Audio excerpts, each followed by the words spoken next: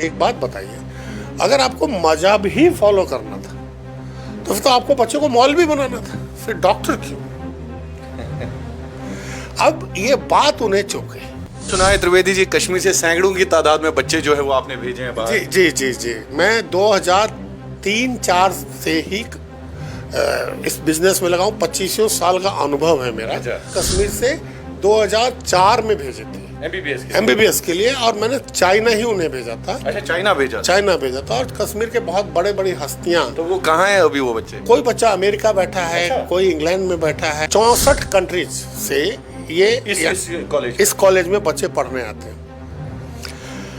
एक अब आप समझो कि इसका इंफ्रास्ट्रक्चर क्या होगा कि 14 ये सरकारी है कि गैर सरकारी? नहीं, चाइना में जितने भी कॉलेज है सब सरकारी है। बिस्मिल्लाहिर्रहमानिर्रहीम, अस्सलाम वालेकुम। दुनिया भर से देखने वाले लाखों नाजरीन को शाहिद इमरान का सलाम पहुंचे।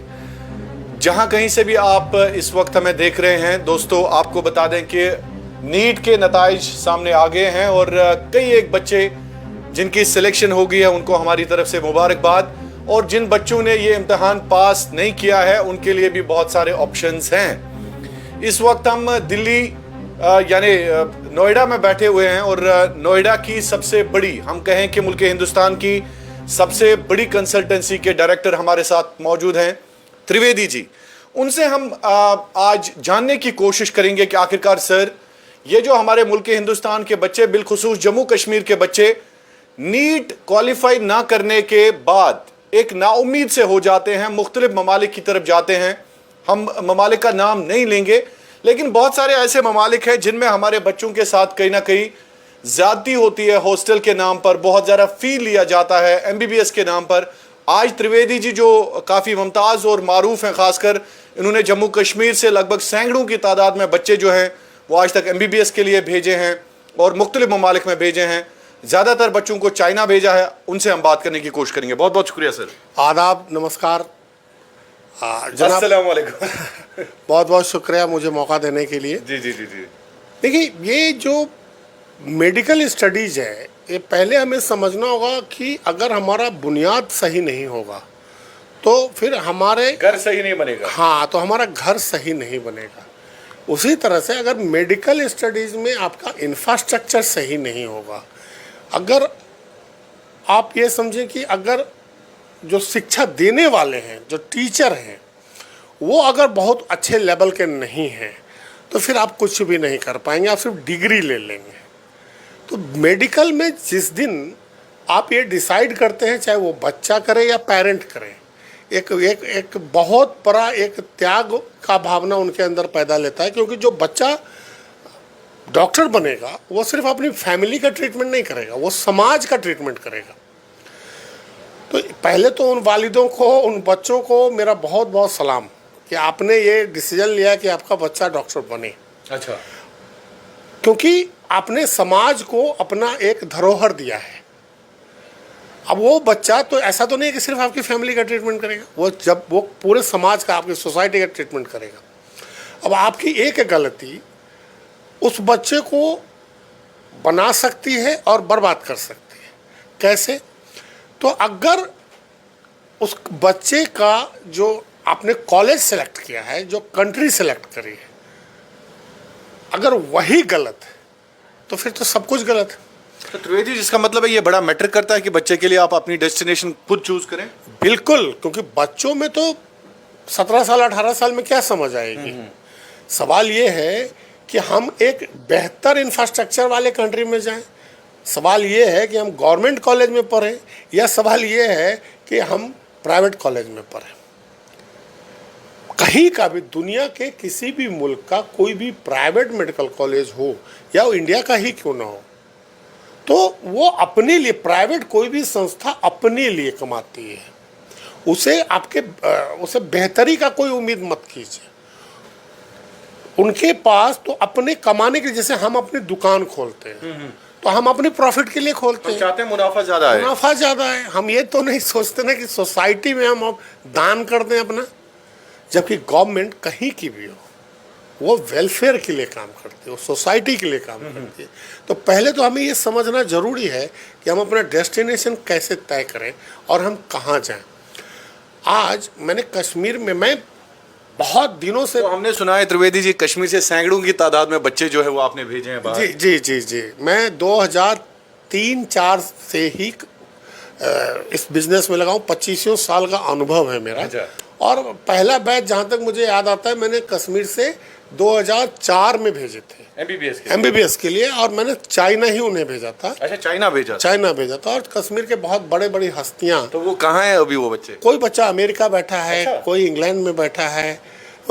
उनकी तो मतलब लाइफ ही बदल गई। और आज भी उनके वालिदान हमारे साथ संपर्क में हैं, और अच्छा, वो हम शुक्रिया करते हैं कि साहब आपने तो हमारी फैमिली ही बदल दी। अच्छा, वो पेरेंट्स भी अमेरिका जाते हैं? बिल्कुल, अपने बच्चों से मिलने जाते हैं, क्यों नहीं जाएंगे। अच्छा, वो बिल्कुल जाते हैं। अब तो खुशी आपने महसूस की उनके चेहरों पर? अरे क्या बात करते हैं जनाब।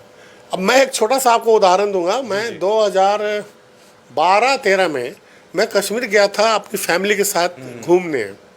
मेरा वहाँ एक मित्र हैं, वो कॉलेज में लेक्चरर हैं। तो वो उनको पता था कि मैं आ रहा हूँ। मैं कोई प्रोफेशनली मैं नहीं गया था, मैं ऐसे ही फैमिली के साथ फैमिली टूर पे गया था। बच्चे थे साथ में, सब थे। मैंने अपने किसी कंसल्टेंट बिरादरी को नहीं बताया था कि मैं आ रहा हूँ, लेकिन वो मेरे बहुत अजीज़ दोस्त हैं। तो उनको मैंने होटल बुकिंग के लिए मैंने उनको रिक्वेस्ट किया था।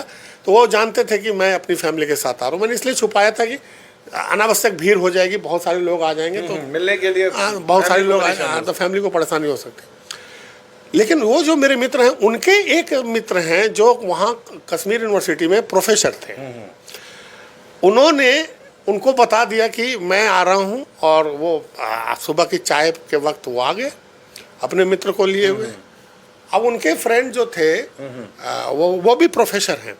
तो वो आने के बाद उन्होंने मुझसे दुआ सलाम करी, और फिर उन्होंने बताया कि आपका इतना एक्सपीरियंस है इंडिया में, पूरे इंडिया में आपके नेटवर्क हैं, पूरी दुनिया में आपका एक नाम है, तो आप मुझे सजेस्ट करें कि मुझे क्या करना चाहिए अपने बच्चों के लिए, क्योंकि मैंने तो बांग्लादेश में एडमिशन करवा दिया है। अच्छा, करवा दिया है। और $5000 उन्होंने एडवांस भी भेज दिया था।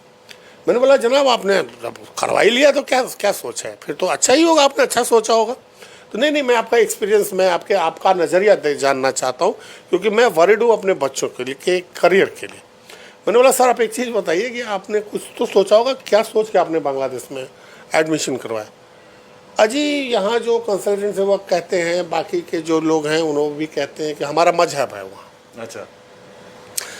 मुझे बड़ा आश्चर्य हुआ कि इतने लर्निड आदमी और ये बात कर रहे हैं। फिर मैंने उनसे कहा कि सर एक बात बताइए, अगर आपको मजहब ही फॉलो करना था तो फिर तो आपको बच्चों को मौलवी बनाना था, फिर डॉक्टर क्यों। अब ये बात उन्हें चुभ गई। अच्छा। उन्होंने मुझे कहा कि फिर आप ऐसा क्यों बोल रहे हैं। मैंने बोला सर मैं बिल्कुल अलग बोल रहा हूँ, प्रैक्टिकल बात कर रहा हूँ। आप बांग्लादेश इसलिए जा रहे हैं कि वहाँ आपका मजहब है, तो मजहब तो दिल में होता है। बिल्कुल। आप डॉक्टर के लिए पेशेंट होता है। पेशेंट होता है। आप बच्चे को समाज को डोनेट करना चाहते हो तो उसका इंफ्रास्ट्रक्चर क्या होगा। आप ये जो छोटी छोटी जितनी भी कंट्री है, मैं कंट्रियों का नाम नहीं लेना चाहता, जितनी भी छोटी छोटी कंट्रियां हमारे इर्द गिर्द हैं, वहाँ पे सस्ते एजुकेशन के नाम पर जो पेरेंट्स को गुमराह किया जाता है। आपको लगता है धोखा किया जाता है? ये बहुत ज़्यादा धोखा ही नहीं, बहुत ज़्यादा ये तो गुमराह करके धोखा ही धोखा है। अब ये जो एजेंट्स हैं इनका क्या है, इन्हें कमीशन चाहिए, ज़्यादा से ज़्यादा कमीशन चाहिए। और ये कहीं भी आपका एडमिशन करने का वही सलाह देंगे कि वहाँ वो अच्छा है, ये ऐसा है, वो वैसा है। पेरेंट भोले भाले, उन्हें समझ में नहीं आता। और पेरेंट कंफ्यूज भी होता है सर, क्योंकि पेरेंट के पास ऑप्शंस नहीं होते। और वो चूँकि गाँव में रहते हैं, इतना ज़्यादा वो एक्सपोजर लेवल, बाकी चीज़ें हैं, there are so many things. तो उनके पास वाला आदमी है, वो उनको बताता है कि ये अच्छा है, तो वो उस पर ट्रस्ट कर लेते हैं। तो सर जहाँ तक आप कह रहे हैं, चाइना चूँकि एक डेवलप्ड कंट्री है, बहुत बड़ी कंट्री है, चाइना में चाइना एक डेवलप कंट्री नहीं, आज अमेरिका से भी आगे निकल चुका है। हाँ, in terms of infrastructure, in terms of infrastructure, terms of everything. आज एक छोटा सा मैं उदाहरण देता हूँ आपको। इंडिया में ही जितने मेडिकल इक्विपमेंट्स आ रहे हैं, कहाँ से आ रहे हैं? चाइना से। चाहे वो निडल हो या कोई भी मशीन हो। इसका मतलब मेडिकली भी बहुत साउंड है, बहुत ज़्यादा आगे निकल चुका है। आज आपको ताज्जुब होगा जान के कि जिस कॉलेज को मैं रिप्रेजेंट कर रहा हूँ 2003 से, उसका नाम है Tianjin medical university. Tianjin medical university, America से भी बच्चे आ रहे हैं यहाँ पढ़ने। अच्छा, अमेरिका से? जी, 64 कंट्रीज से ये इस कॉलेज में बच्चे पढ़ने आते हैं। ये अब आप समझो कि इसका इंफ्रास्ट्रक्चर क्या होगा कि 14। ये सरकारी है कि गैर सरकारी? नहीं, चाइना में जितने भी कॉलेज है सब सरकारी है। अच्छा, सरकारी है, प्राइवेट कुछ है ही नहीं। अच्छा, बिल्कुल भी नहीं? बिल्कुल भी नहीं। चाइना में आप देखेंगे कि तो जो फिर लिमिटेड सीट्स भी होंगी ना सर? बहुत ही लिमिटेड सीटें हैं, बहुत ही कम सीटें हैं। चाइना में आप देखेंगे कि तो जम्मू कश्मीर के बच्चों को मौका मिलेगा वहाँ पे? नहीं, कुछ तो जरूर करेंगे उनके लिए। तो उसके लिए क्या स्कॉलरशिप या कुछ? देखिए, बहुत सारे स्कॉलरशिप है ना। ये बच्चों को आगे बढ़ाने के लिए हमने भी अपने मैनेजमेंट से बात करी है, यूनिवर्सिटी मैनेजमेंट से बात करी है, खास करके जम्मू कश्मीर के लिए, तो खास करके, और वहाँ भी बेटियों के लिए। अच्छा, हम चाहते हैं हमारी बेटियाँ आगे हैं। अच्छा, तो स्कॉलरशिप तो कई तरह के हैं हमारे पास। इनमें जो बच्चे सब्जेक्टली पास कर जाएंगे, जो अच्छा थोड़ा सा परफॉर्मेंस दिखलाएंगे, उन्हें कम से कम 20,000 RMB। 20,000 RMB का मतलब हुआ कि करीब 2,25,000 रुपये। अच्छा, उन्हें स्कॉलरशिप लेना बहुत आसानी है। पिछले साल 2023 में 20 बच्चों को हमने दिलवाया। ये अब मैं भी आज 2003 से अभी तक उस यूनिवर्सिटी को इंडिया रिप्रेजेंट कर रहा हूँ। तो यूनिवर्सिटी भी मुझे कहती है कि हाँ साहब, किन किन बच्चों को स्कॉलरशिप देना है तो आप हमें गाइड करो।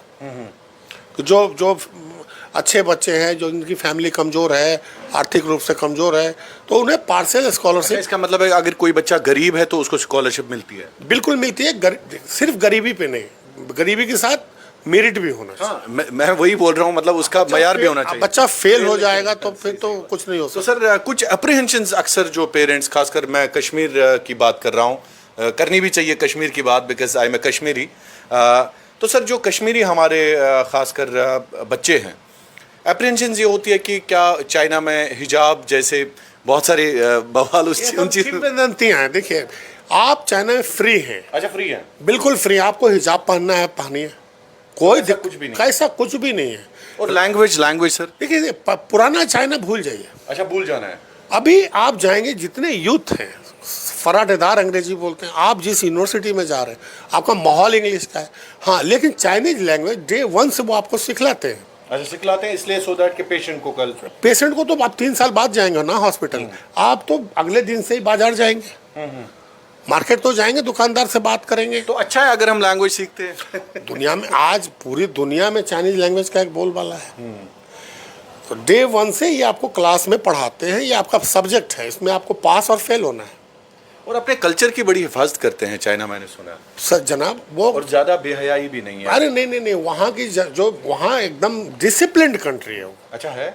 बहुत ही डिसिप्लिन। सुबह 8 बजे से 12:30 बजे तक पूरा चाइना अपने अपने काम में लगा मिलेगा। आपकी क्लास भी 8 से 12:30, फिर 1.5 घंटे का लंच, फिर 2 बजे से 5:30 बजे तक। सैटरडे संडे ऑफ होता है। टीचर का ये है कि कोई भी टीचर जो पढ़ा रहा है वो PhD लेवल से कम का नहीं है। अच्छा। और ये जो तियानजिन मेडिकल यूनिवर्सिटी है, ये किसी स्टेट गवर्नमेंट का नहीं है, ये सेंट्रल गवर्नमेंट का। जैसे हमारे एम्स है। अच्छा, एम्स जैसा? नहीं, हमारे एम्स जैसा नहीं। जैसे हमारे यहाँ एम्स है तो वो सिर्फ और सिर्फ मेडिसिन पढ़ाने के लिए है, दूसरा कोई कोर्स नहीं पढ़ाया जाता। जबकि जो हमारी दिल्ली यूनिवर्सिटी है, इसमें इंजीनियरिंग भी है, MBA भी है, मेडिकल कॉलेज भी है, मतलब कॉकटेल है। तो उसी तरह ये चाइना का इकलौता कॉलेज है जो वहाँ का एम्स है, इसमें सिर्फ और सिर्फ मेडिसिन पढ़ाई होती है।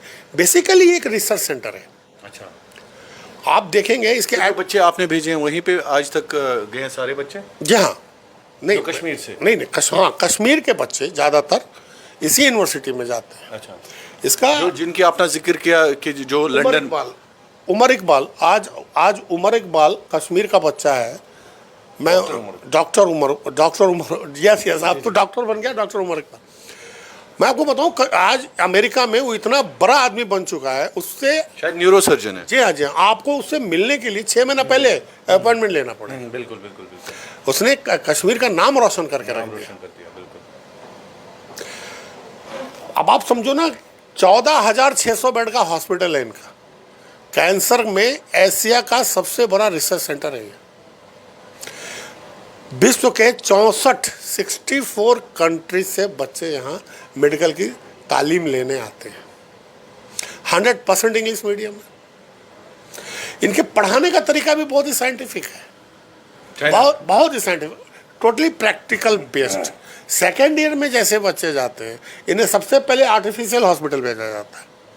उस आर्टिफिशियल हॉस्पिटल में जो पेशेंट है उसमें हार्ट बीट भी है, पल्स रेट भी है, और वो जिस बेड पे रखा गया है उस बेड में सारे वो मशीन लगे पड़े हैं जो किसी भी बड़े हॉस्पिटल में लगे होते हैं।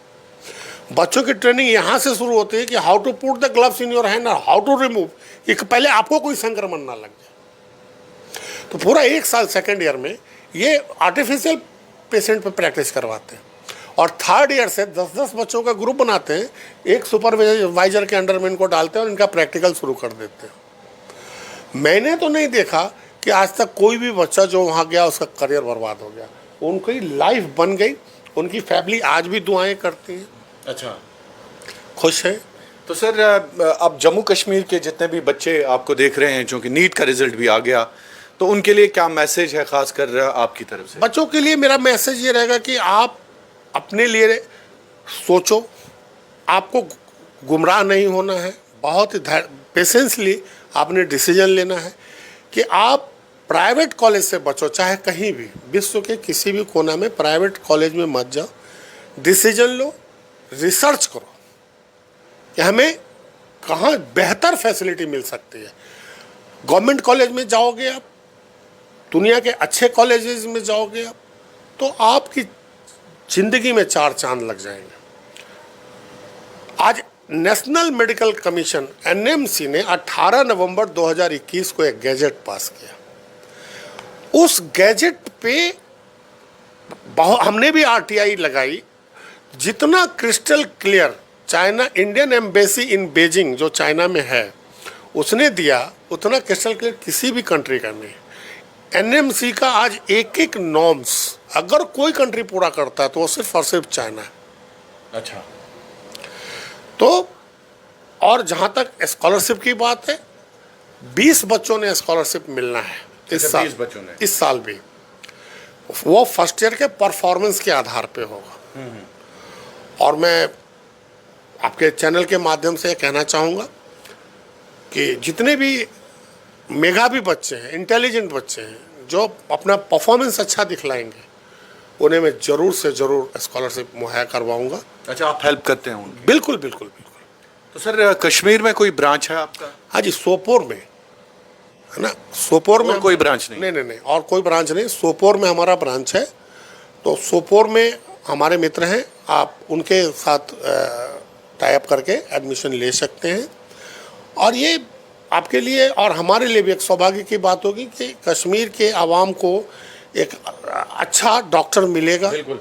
तो एक ये हमें भी गर्व होगा, और तो जब भला होगा और जब वो अपनी फैमिली और समाज की फैमिली सबों के लिए जब वो काम करते हैं और एक सक्सेस डॉक्टर बनते हैं तो गर्व होता है। बिल्कुल sir, thank you so much for talking to Kashmir ground sir, thank you so much, thank you so much. तो बात कर रहे थे त्रिवेदी जी, बहुत ही अहम बातें इन्होंने की, खास करके अगर आपको एमबीबीएस करना है, अगर आपको अपना करियर चुनना है तो ज़रूर एक बार सोचिएगा। तमाम पेरेंट्स का ये फ़र्ज़ होता है कि अपने बच्चे को आप सही रास्ता दिखाएं, और उन्हें कहा कि चाइना की टॉप मोस्ट दुनिया की सबसे बड़ी यूनिवर्सिटी जो है चाइना का मेडिकल कॉलेज, वहाँ पर ये जम्मू कश्मीर के बच्चों के हवाले से काफ़ी सीरियसली काम कर रहे हैं। आपका बहुत बहुत शुक्रिया कश्मीर ग्राउंड देखने के लिए, थैंक यू।